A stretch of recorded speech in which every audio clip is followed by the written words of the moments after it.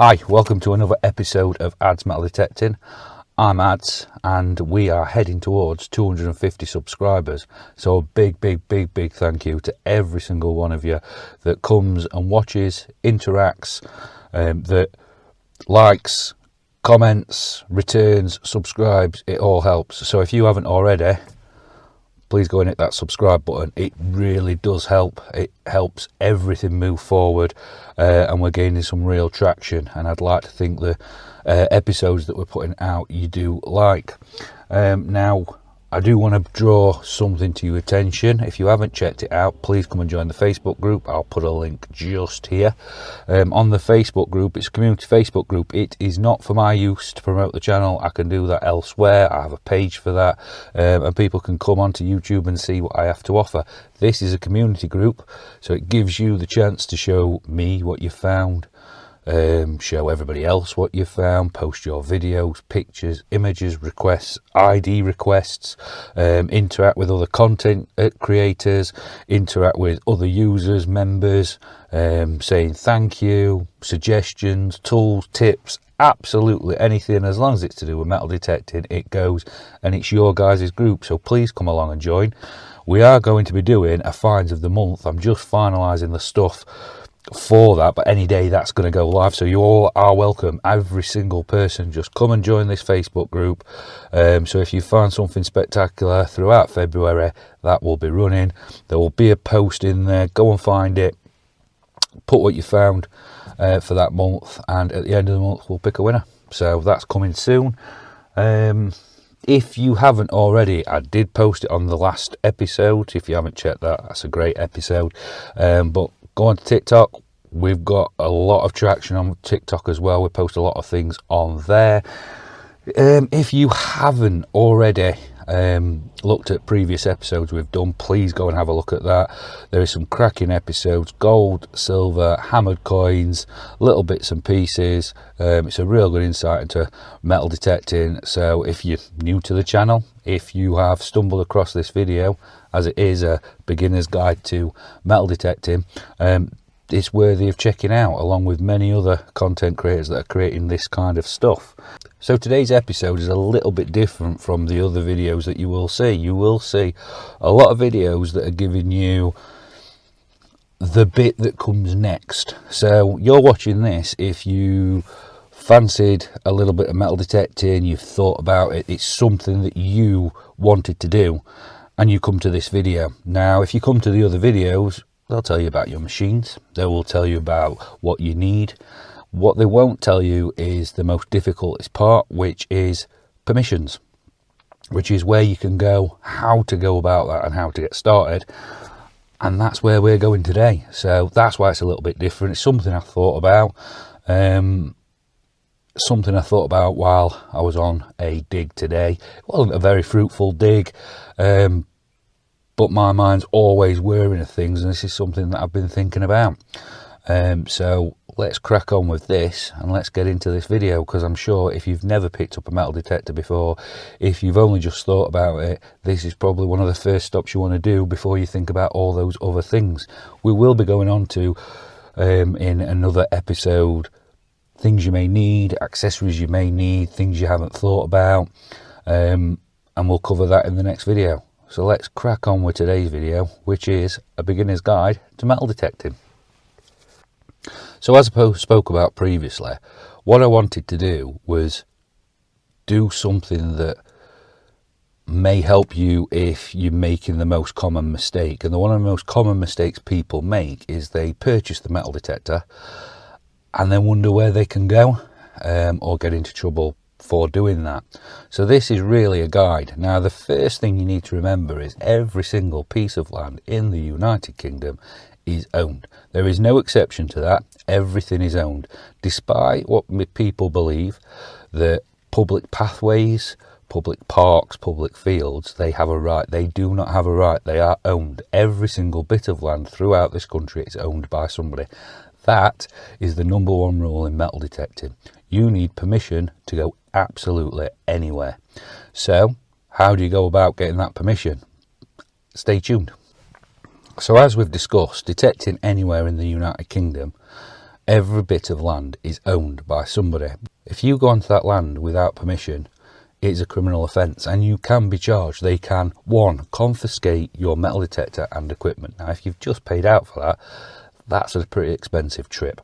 Secondly, you can be fined. And third, and probably the most scary, you can actually be charged and you can face a lengthy time in the cells. So it's not a very good idea to just decide you've got nowhere to go, so let's just go anyway. That's called night hawking and you will face the consequences. Not only that, even if you are considering it and you think it's a good idea until you get permission, guess what? You have just alienated the very people that you wish to ask permission from because they don't like it. If you are doing that, you are causing less trust, and that will mean that nobody's going to trust anybody, including yourselves.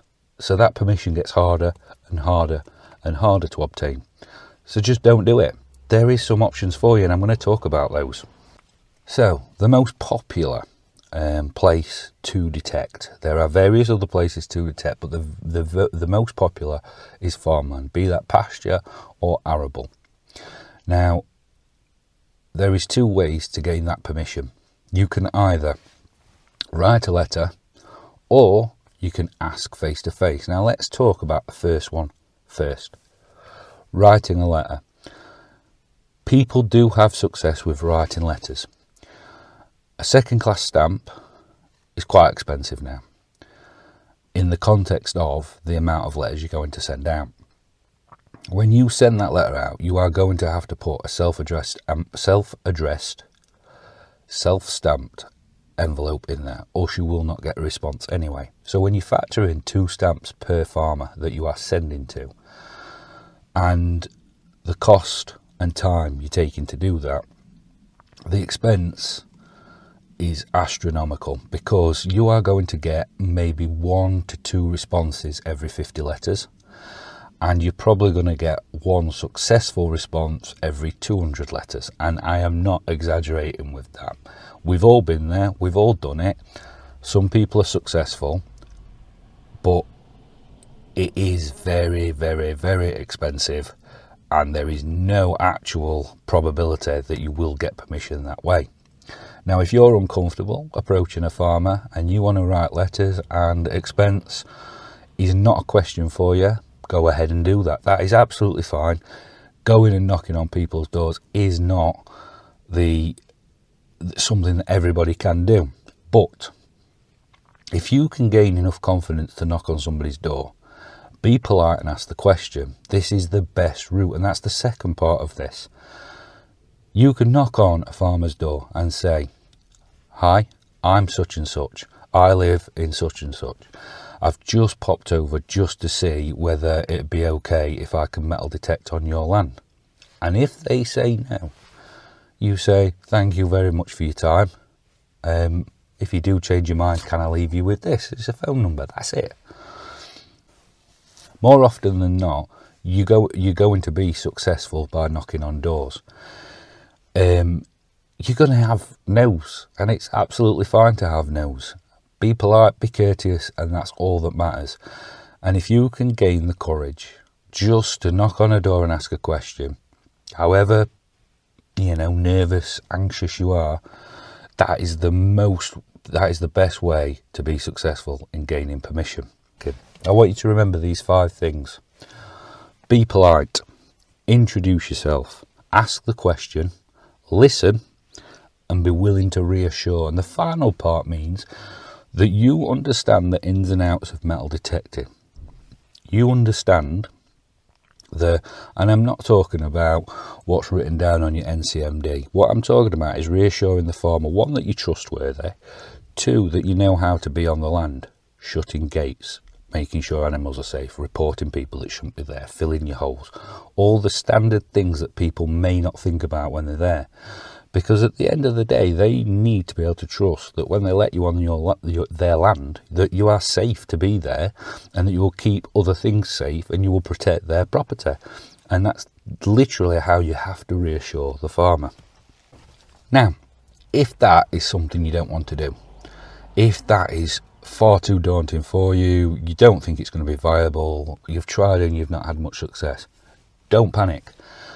And if you've come to this point and you've already bought your detector, then this part's really going to be for you, because you have other options out there.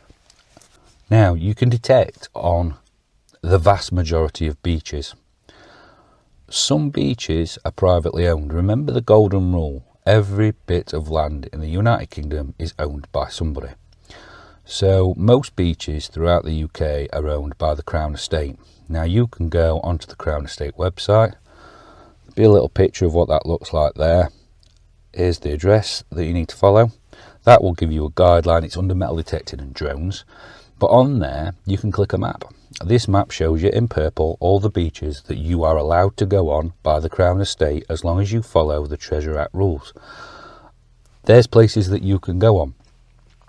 Now, there is other beaches that aren't on there. It doesn't mean you can't go on them. What it means is you need to seek the permission of whoever owns that land.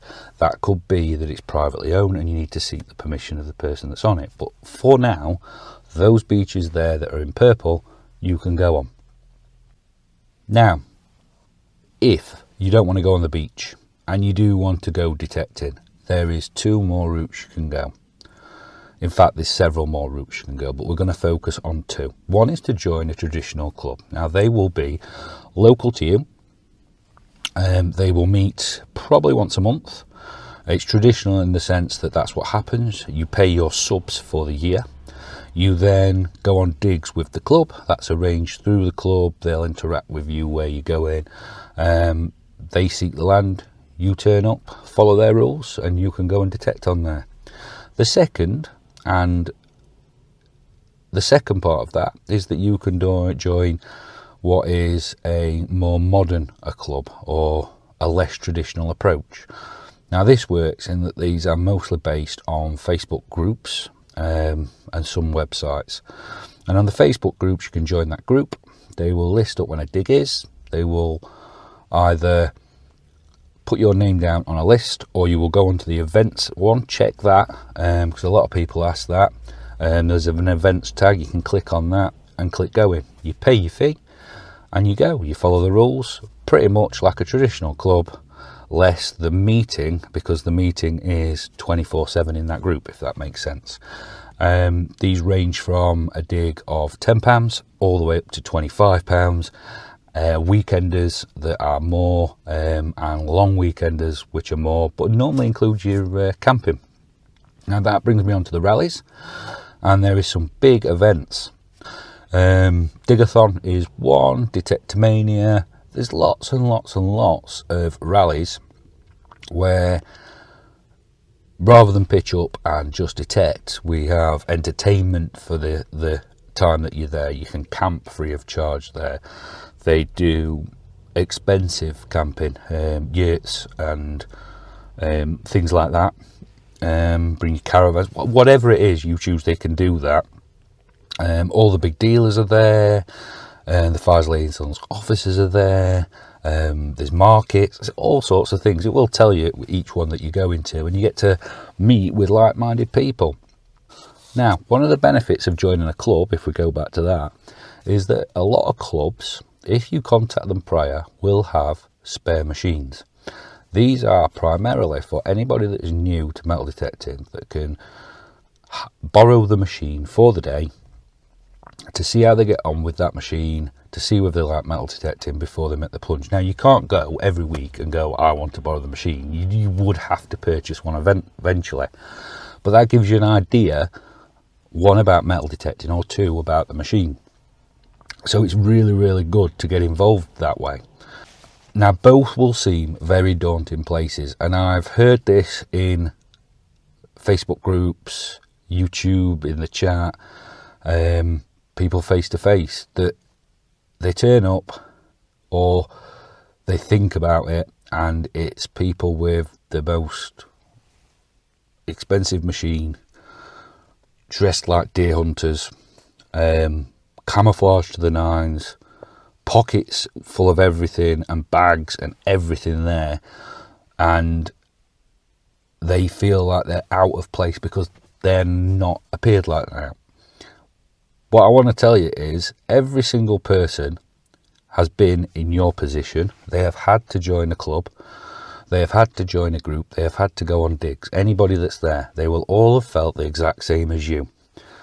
Now, these guys aren't always dressed up to the nines with bags and pockets and everything to begin with. Over time, they have acquired little things that make them comfortable because they can easily access these things. Because if you're not comfortable while you're walking around, i.e. pinpointer, where, you know, I keep mine on my left hand side, my dagger is on my right hand side, and I don't have anything in front because I don't like it. Certain things in certain pockets so they're easy to access, because if you don't know where they are, or you're having to put everything down to grab one thing out, it just becomes uncomfortable when you're in the field, especially in certain conditions, muddy weather and things like that. Muddy underfoot, raining, soaking wet through. I mean, even when it's hot, because you're uncomfortable, you want to be as comfortable as you can. So they're not dressed like that because that's the way they choose to dress. I mean, it is part of that, but they dress like that because they're comfortable. And over time, you may be dressed like that. That doesn't mean any of these guys aren't helpful. I've been on so many group digs, so many club digs, so many rallies, 2 clubs, out with friends, and I can count the number of times on my hand that somebody is, what's a kind word, not very nice, because the vast majority of metal detectors will give you the time of day, pass on their knowledge, and make you feel comfortable. And I can count the number of times on my hand that somebody isn't those things. They're one of the most friendliest, it's one of the most friendliest hobbies, even though it doesn't appear that way, that there is. Now, don't get me wrong, there's very strong opinions, yeah, especially with detectors and what's better and brand relationships, but everybody's still really, really nice. You know, people that are supplying the industry are nice, people that are putting on these events are nice, people that attend these events are nice. There is nothing at all, yeah, that you should be afraid of going along to these sort of events. There is no question too stupid. I mean, you may feel a bit stupid asking it, but there's no question too stupid, and it's better to ask those questions so that you know. One of the best pieces of advice: watch a lot of YouTube videos. I still learn things now, and there's plenty of content creators that you watch who are still learning things. There's still experienced detectorists who are learning things. Everybody's always learning, and I watch a lot of other content creators. So watch them. There is plenty of videos of reviews. There is plenty of digs. Most content creators will tell you what machine they use it. I mean, I put my supplies, the things that I use in there, should be up to date. There is no question that can't be answered, and lots of stuff that you can look into. So, if you've got this far and you have not purchased your detector, because that's the first part of this video, what it's really about is the hardest part, which is gaining somewhere to go. So if you've got this far, I'm hoping you won't have purchased your detector as yet. But if you have, this is still something that's handy. Now, to go on group and club digs, to set a farmer's mind at ease, to go down to the beach, you will need public liability insurance. Now, NCMD, National Council for Metal Detectors, offers you insurance for the expensive price of £8 per year. That's it. £8 covers you for the year. You have your membership. There is other things on there. There is templates, frequently asked questions, information. It's £8 for the year, and that will cover you. And the reason, there is other insurances, let me just point that out, but for the year it's £8, gives you public liability. If you're speaking to a farmer and we're talking about reassurance, you can tell them that they can be reassured by the fact that you have public liability insurance. Yeah, NCMD work with the Farmers Union. You can reassure them that you follow the guidelines of an organisation that works with the Farmers Union. That's reassurance. So I strongly recommend you get some. If you're going down to a beach, you need to have your public liability insurance. You need to have it anyway, so just get it. It's £8. Yeah, that covers you for the year. Now, after going through all that, you will now be looking at purchasing your machine. What I will say is the best two things to do before we go into the part 2, which you will have to wait for, unless you're watching this in the future, then it might already be out. But the two things I will say is, one, the very best way to see what machine is for you is to play with that machine. One of the ways to do that is to join a club, join a group, ask prior if they have machines to lend, go down, use that machine. You may even talk to people that will tell you about their machine and might let you have a go on their machine. That's the best way. Two,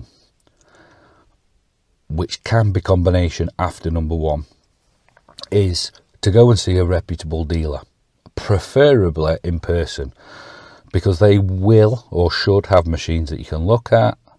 They will be able to explain what those machines do.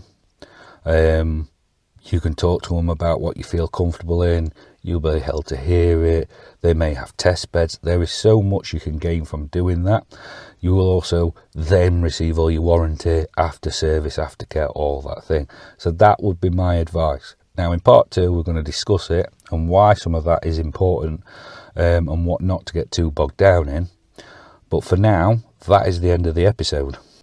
Now, if you've got this far, I do want to thank you.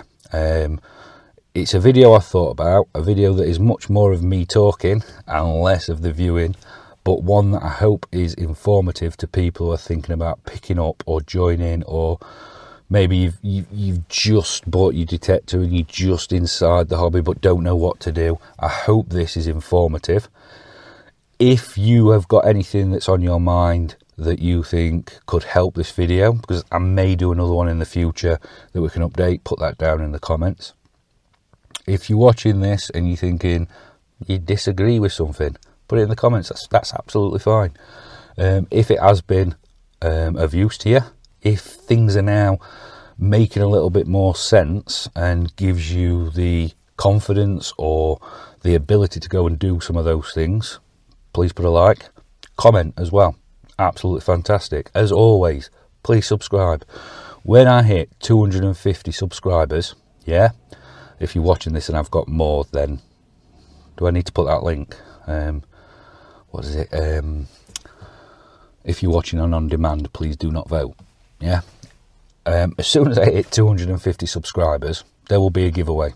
I mean, if you're watching this and it's 400 and when we go into 500, count the same for 500 subscribers. In fact, if we're going to the next subscriber milestone level, which is 250, 500, 1,000, 2,000, 5,000 or 10,000, yeah, if we're reaching any of those milestones, subscribe. It helps. There will be a giveaway. You can get involved. There's nothing tricky to do. It will really be about hashtagging and commenting, and that is it. Then do that. If you want to look what we did last time for the 100 subscriber giveaway, which was only last week, go and have a look at that. There is the video with the details and the video with the result.